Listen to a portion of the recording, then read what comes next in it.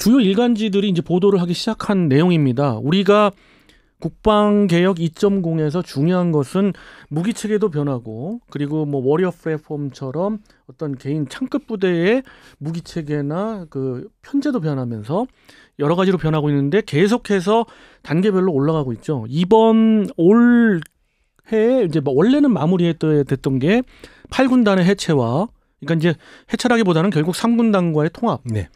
그리고 그 예하에 있던 23 보병사단이 여단으로 이제 축소가 됩니다. 23 보병 여단으로 축소가 돼서 재편되는 거죠? 그렇죠. 그래가지고 원래 섹터를 맡는데 무조건 경계부대 그 임무만 수행을 하는 거죠. 그 GOP 부대가 갖고 있는 그 상황과 크게 다르진 않은 것 같은데요? 좀 많이 다릅니다. 그 안에 그 배속돼 있던 뭐 포병 부대랄지 네네. 그리고 전차중대도 있었어요. 근데 그것도 전부 해체가 되는 거고요.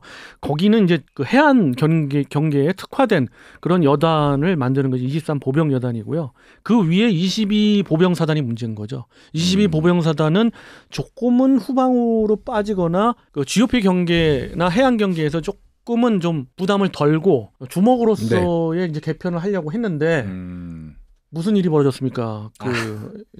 계속 뚫리고 있죠. 그렇죠.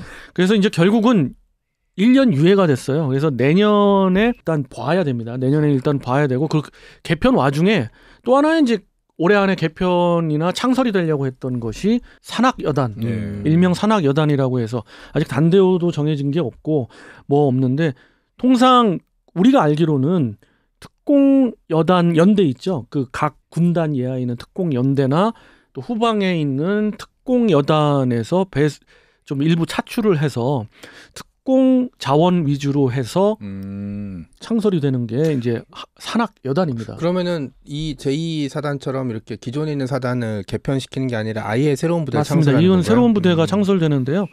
그 이유는 사실 동부전선하면 좀 더 강화가 돼야 될 게 뭘까요? 일단 병력 자원이 좀 있어야 됩니다. 동부전선 같으면 워낙 산악 지형이고 그렇죠. 그러다 보니까 그리고 섹터가 넓어지면 넓어지는 만큼 무기체계가 기동 무기체계가 들어가야 그렇죠. 되잖아요.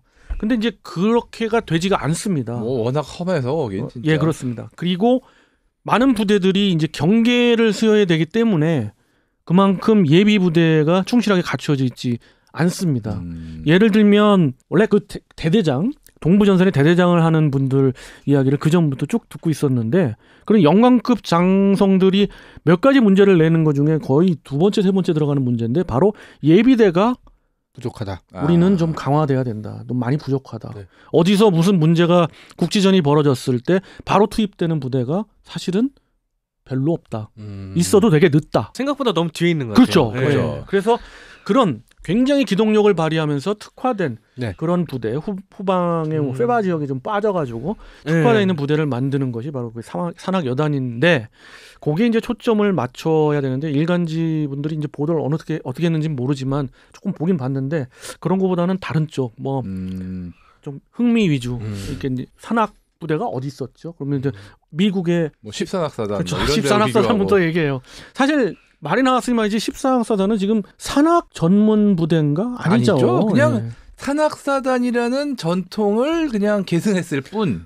그러니까 이름에서만. 그러니까 영어로 마운틴 디비전이라고 알고 있는데 그냥 이름만 그런 거죠. 뭐 기병사단인데 말이 없는 기병사단이랑 뭐 다를 게 없으니까. 그렇죠. 네. 그냥 그렇습니다. 경보병사단이고 딱히 색다를 게 없는 그런 부대가 돼 있죠 지금. 그렇죠. 경보병 사단으로서 뭐 예하에 이제 그 세 개의 여단이 있고요. 뭐 게다가 지금은 사실 애당초 사단 편제 자체가 그렇게 큰 의미가 없는 상황이라 미군에서. 그렇죠. 이게 이제 모듈화가 돼 있는데 그렇죠. 여단 중심이죠. 1, 2, 3 여단이 있고 원래 이제 한 개 여단이 더 들어갔었는데 이제 뭐 현역은 다 네. 폐지가 됐으니까 주방위군에서 한 개 여단을 빼왔어요. 그렇죠. 버먼트 주방위군 86 여단이 바로 예하에 들어갔고 그래서 뭐 산악사단 뭐 유명한 10산악사단은 사실 경보병사단이고요. 지금 그런 산악 전문 그런 기동력 있는 부대 따지자면 별로 없어요. 뭐 독일이나 스위스 아직은 정도. 있죠. 예. 우리 왜 그 유명한 밴드 오브 브라더스의 에델바이스였거든. 그래서 이제 그런 그 산악 그 독일 나치의 그 산악 사단이 있었죠. 산악 1사단이 제일 유명했고 16개 사단이나 있었고요. 지금 다 축소돼가지고 한 개 여단 조조가 이제 산악이란 명칭은 있는데 역시 이제 미국하고 마찬가지죠. 전통이 있는 거고. 근데 거기는 산악 훈련을 하긴 해요. 하죠. 저 알프스 그쪽으로 예. 산악 훈련을 하긴 해요. 지금 오스트리아하고 스위스 같은 경우는 엄밀히 같으면 육군 부대들이 다 산악 전문 부대라고 해서 그렇죠. 많이 아닌 경우고 예, 진짜 그렇습니다. 거기는. 그러면은 그런 기존 미군이나 다른 기존의 산악사단과 다른 점은 우리 산악여단은 어떤 기동 예비대적인 성격이 좀 강하다고 보면 되는 건가요? 그렇습니다. 그리고 들어가는 무기 체계들이 이제 경보병처럼 네. 굉장히 가벼운 뭐 60mm 박격포가 들어간다거나 그리고 소형 전술 차량이 들어간다거나 이런 정도는 지금 결정이 됐는데 가장 빨리 이족보행 병기를 빨리 넣어야 되는데 얘기- 지금 그 네. ATV 쪽으로도 뭐 많이 들어갈 것 같다고 얘기 들은 것 같아요. 예, 맞았습니다. 그런 것도 생각하고 있어요. 사발이 사발이. 예. 그리고 또 이제 만약 북한과의 전쟁하게 되면 북한도 당연히 우리나라의 약점을 찾으려고 하겠죠. 그렇죠. 약점을 찾으려고 했던 것 중에 하나가 이제 산악으로의 기동. 이게 일 거라고 저는 생각을 하고 있거든요. 차량이나 사람이 잘 다닐 수 없는 길을 이제 돌파하는 거는 뭐 전사에 있어서 너무 많은 사례가 있었고 그 최근에 아제르바이잔 아르메니아 전쟁에서도 이제 아제르바이잔군이 아르메니아군이 이제 올 거라고 예상했던 도로를 벗어나서 산을 뚫고 이제 진격을 했던 사례들이 좀 있었거든요. 그것처럼 저는 북한이 내세울 수 있는 건 이게 그 사람밖에 없기 때문에 그런 식의 돌파 전술 사용하게 되면 말씀하신 대로 예비 부대의 부재가 생각보다 큰 문제가 될 수 있고 거기에 대응하기 위해선 산악 여단이 필요하다고 보겠죠. 네. 그리고 이제 보면은 저는 드론을 좀 활용하는 게 어떨까 이런 생각도 해요. 뭐 드론을 활용하면 어떨까라기보다 드론 없이는 아무것도 못하는 아무것도 상황이라서요, 못합니다. 진짜 거기는. 그러니까 결국 예. 이제 드론이 필수적으로 들어가야 되지 않나 이제. 게임 체인저가 될 수 예. 있고요. 그리고 지금 그러기 위해서 드론 여러 번 이야기했죠. 드론봇 전투단 그것이 이제 계속해서 발전되고 가고 있습니다. 그리고 뭐 4차 산업에 대한 어떤 기술들이 계속해서 군사 기술에 접목되고 있고요. 최근 한화에서는 이제 한 3, 4인용 정도의 소형 전기 드론 같은 경우를 상용화 시키겠다 몇 년 안에.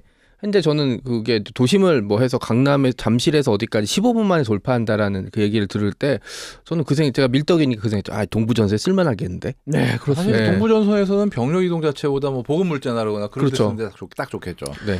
그렇습니다. 그래서 이번 시간 산악 여단에 대해서 간략하게 한번 말씀을 드려봤습니다. 계속 지켜봐야 될 부분이고요. 저 북쪽 분들한테 한번 북쪽 사람들한테 이야기하는 네네. 건 우리 약점 없고요. 거기 못 뚫습니다. 넘어올 생각 마십시오. 한마디 해드리고 싶습니다. 네. 자, 이렇게 해서 이번 시간 뭐 이슈에 대해서 크게 두 가지 한번 말씀드려봤고요. 다음 시간에 다른 이슈로 또 만나 뵐 수 있었으면 좋겠습니다. 청취자 여러분께 경례 밀떡!